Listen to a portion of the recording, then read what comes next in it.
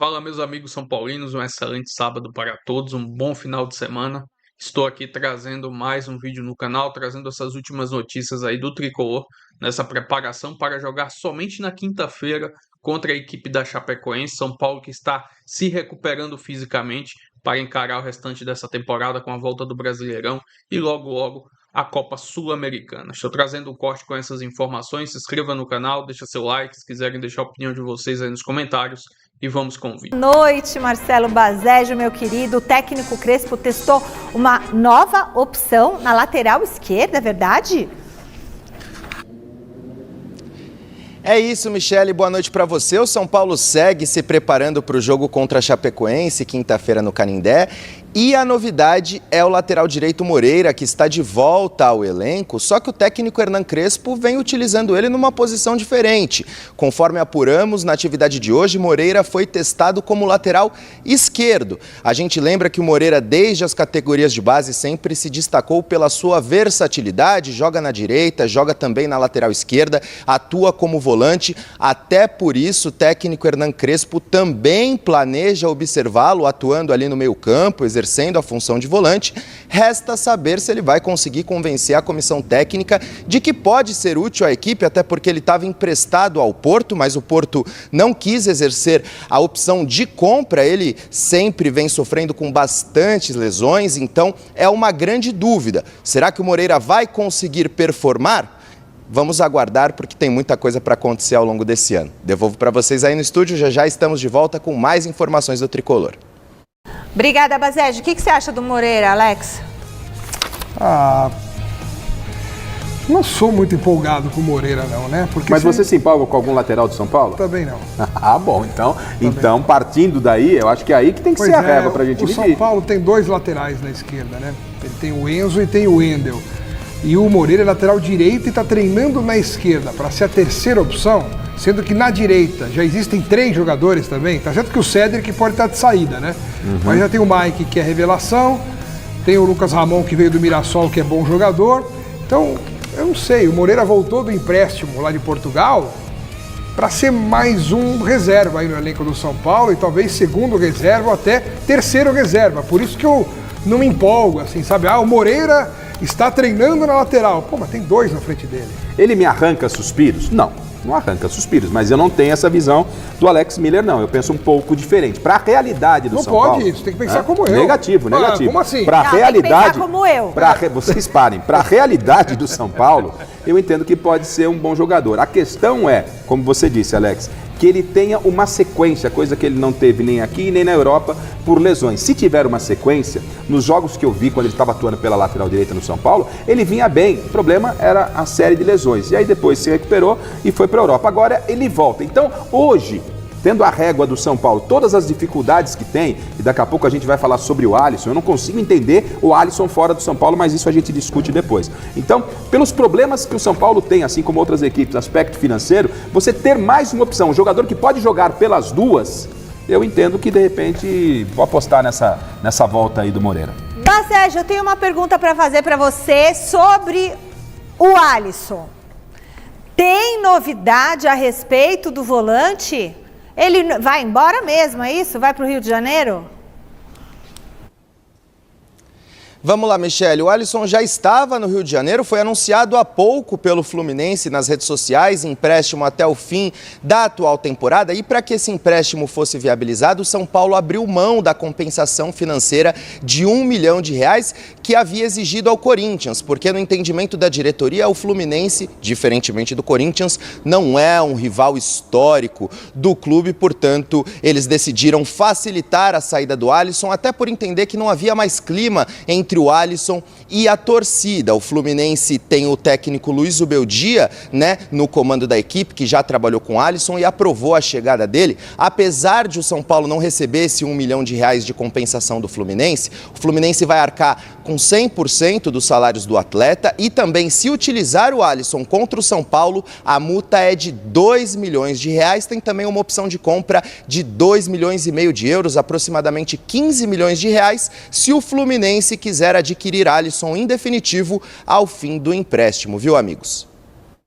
Puxa vida, mas o São Paulo cobrava do Corinthians esse valor de 1 milhão, aí pro Fluminense não. Mas tem os 2 milhões caso jogue contra o São Paulo. Aliás, esse negócio de botar cláusula, eu acho muito chato, porque o jogador nunca joga contra esse time. Fala, Alex. Uma cláusula de 2 milhões, e não de 1 milhão, como é o padrão para esse tipo de negociação. 2 milhões. Ou seja, dificilmente o Alisson vai enfrentar o São Paulo. Mas eu acho que foi a melhor saída para todo mundo. Porque o Alisson no São Paulo não tinha mais ambiente, não com os companheiros, com os jogadores, mas com a torcida, né? Desde que ele foi flagrado passeando pelo CT do Corinthians antes de assinar o contrato, e aí não deu certo a transferência, o torcedor não aceitou mais o Alisson de volta. Então ele estava treinando, mantendo a forma, mas dificilmente ele seria aproveitado pelo Crespo. E aí surge o Fluminense como uma grande possibilidade para o Alisson retomar sua carreira, num time que hoje é bem melhor do que o São Paulo, inclusive. Ele pode brilhar no Fluminense, que tem um grande elenco. Para mim, o Fluminense, inclusive, vai brigar por títulos neste ano. Tá num nível muito bom, um elenco muito bom, um banco de reservas muito bom. E o São Paulo se livra desse estorvo, que seria carregar junto consigo um jogador que não iria jogar e ainda pagando o seu salário, que não é coisa pouca. Então, foi bom para todo mundo. Assim, esse raio-x que o Alex fez da saída do Alisson, eu concordo com ele, porque ficou sem clima. Só que não poderia ter chegado onde chegou, na minha opinião. Né? A pergunta que eu faço é, quem foi um dos principais jogadores, né, naquele time do São Paulo, campeão da Copa do Brasil com o Dorival? Alisson, não é? Aí me causa estranheza o Alisson, por exemplo, ter o interesse de quem? Do Dorival. O Dorival trabalhou com ele, né? Tentou levar ele para o Corinthians. O Zubeldia, que é o técnico do Fluminense, trabalhou com ele. É verdade que o Alisson teve algumas lesões no período do Zubeldia, mas o Zubeldia, conhecendo o Alisson, quis trabalhar com ele. E quem tinha o Alisson nas mãos, que era o Hernan Crespo, e que não tem um elenco, eu não estou falando de time, tá? Não tem um elenco assim, de tanta quantidade. Tanto é que o Fluminense é melhor que o São Paulo. Como é que você pode abrir mão do Alisson? Por que o Alisson não jogava com o Hernan Crespo? Essa é uma pergunta que para mim está sem resposta. De qualquer forma, sorte para o Alisson lá no Fluminense. É porque o Alisson não é o Luan, você entende? O Crespo gosta do Luan, ele não gosta do Alisson. Então, na opinião do Crespo, ele tem o Luan, pôde descartar o Alisson. Eu entendo ele jogou bastante o ano passado. Eu entendo o que você está falando, Garrafa, e concordo com você. O problema é anterior à ida do Alisson ao CT do Corinthians. Ele só foi ao CT do Corinthians porque o Alisson não iria ser aproveitado pelo Crespo. O Crespo não quis. Então, eu realmente estranho, ele se machucou, é verdade, ele ficou um tempo parado, se recuperando, depois voltou, não na mesma forma como ele tinha naquele momento em que ele acabou tendo a oportunidade de jogar no Corinthians. Deu errado, ele se precipitou, já disse isso aqui, para mim o Alisson errou demais ao se expor publicamente visitando o CT do Corinthians antes da assinatura do contrato. Hoje em dia é preciso você ficar respaldado em todos os aspectos. Quem mostrou? Ele filmou? Alguém filmou? Teve imagem dele lá no CT. Não deviam divivulgar essa imagem, né? Aí você também... Não, porque a imprensa não tá lá dentro. A imprensa não tá todo dia no CT do Corinthians. Sempre tem um celular maroto por aí. Mas assim, alguém fez uma sacanagem aí, porque ele não foi lá mostrando nos stories do Instagram dele. Entendeu? Tem uma coisa estranha aí no meio disso tudo, porque não foi feita uma cobertura da ida dele lá. Por quê? Quem que divulgou? Por que isso foi divulgado? As câmeras internas? Isso aí acabou queimando ele com a torcida do São Paulo. Verdade. Chega mais, Má, para falar sobre o estádio do Morumbi. O Tricolor vai ficar um longo período longe de casa? É isso, Michele. A torcida tá com saudade porque a última vez que o São Paulo atuou em seu estádio foi no dia 11 de fevereiro, vitória sobre o Grêmio pelo Campeonato Brasileiro. E desde então o São Paulo só jogou fora de casa, seja pelo Campeonato Paulista e pelo Brasileirão. Então, nesta quinta-feira, né, o adversário é a Chapecoense. São Paulo como mandante, mas não será no Morumbi, será no Canindé, porque o Morumbi recebeu shows da banda AC/DC e vem promovendo alguns ajustes no gramado. Sendo assim, a próxima partida do Tricolor no Morumbi será o clássico contra o Palmeiras no dia 21 de março, um adversário bastante indigesto para marcar o retorno do time à sua casa, já que neste ano, nas duas oportunidades que o São Paulo enfrentou o Palmeiras, levou a pior e, inclusive, foi eliminado na semifinal do Paulistão, viu, amigos? É isso aí, diga, Alex.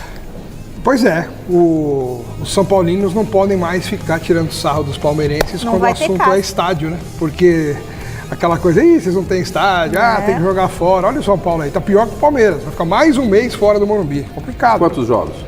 Não sei. Um mês? 4, 5? Ah, mas é ruim, né? Não, bom não é, né? Mas E não pode jogar no Pacaembu? Vai jogar no Canindé. a tendência é de Canindé. E vou trazer aqui agora uma breve matéria do GE, trazendo algumas informações do São Paulo nesse jogo contra a equipe da Chapecoense, que vai ser no estádio do Canindé, abre aspas. O São Paulo encerrará na partida contra a Chapecoense no dia 12 de março, uma sequência de quase um mês atuando fora de casa. A última vez que o Tricolor atuou como mandante foi na vitória sobre o Grêmio no Morumbi no dia 11 de fevereiro. O estádio São Paulino não poderá receber o time de Hernan Crespo na próxima rodada, porque o local passa por manutenção no gramado depois de receber 3 apresentações da banda AC/DC. Mesmo ainda longe de casa, a diretoria espera criar um ambiente de pressão no Canindé. O fator Caldeirão foi levado em consideração na opção do Estádio da Portuguesa como casa provisória do Tricolor. Segundo a apuração do GE, a proximidade entre jogadores e a torcida é vista internamente como um fator que pode favorecer o São Paulo na partida contra a Chapecoense. Nas últimas semanas, Rui Costa, executivo de futebol do clube, e Rafinha, gerente esportivo, fizeram visitas técnicas ao Canindé. Em dezembro, o gramado do estádio passou por um tratamento especial visando a temporada de 2026. O Canindé tem capacidade para cerca de 22 mil pessoas, mas atualmente o estádio está liberado para receber apenas 16 mil pessoas. A comercialização de ingressos para o confronto ainda não começou. Após a partida com a Chapecoense, o São Paulo ainda encarará Red Bull Bragantino e Atlético Mineiro fora de casa, antes de retornar ao Morumbi, o que deve acontecer no Clássico diante do Palmeiras no dia 21 de março. Enfim, lembrando que o jogo vai ser na próxima quinta-feira, no dia 12 de março, lá no Canindé. Um detalhe, possa ser que nesse final de semana, ou no máximo na segunda-feira, os ingressos já comecem a ser comercializados.